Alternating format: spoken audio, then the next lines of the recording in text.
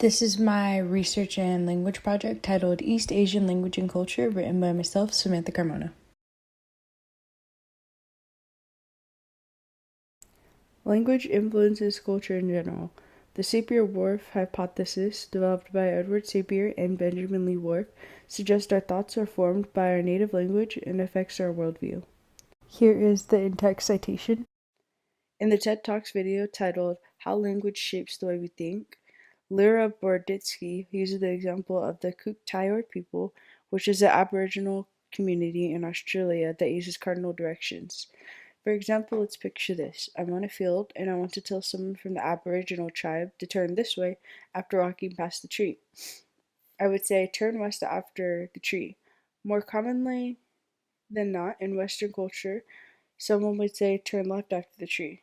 Lyra Boroditsky continues to even explain how hello for the Cook Thayer people means to say which way are you going.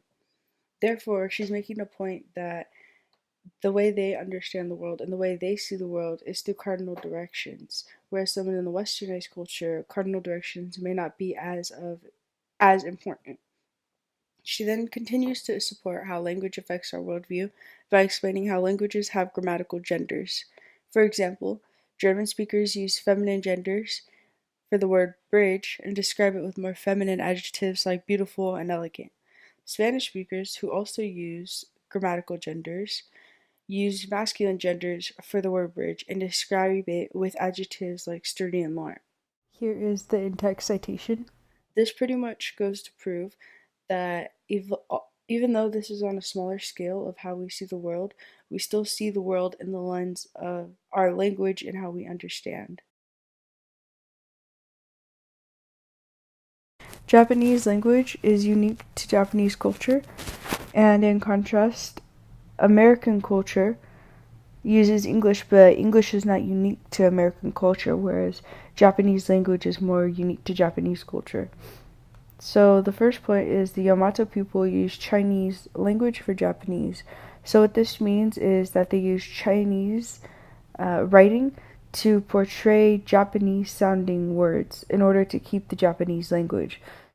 Another second fact was there's a period of national isolation, and this has to do with Japanese being a language isolate, meaning that it is not tied to any other language to the point where many of the words become similar. As we know, English can be very similar to French or Spanish. An English word is alcohol that I use for an example. And as you can see in French and Spanish, alcohol is spelled and even pronounced similarly. And in Japanese, whereas it's more different than the English version, French and Spanish version. Another interesting fact that I found when researching is the verbs are not conjugated.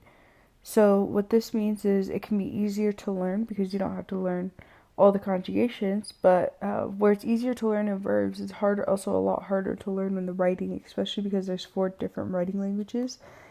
Here is the in-text citation.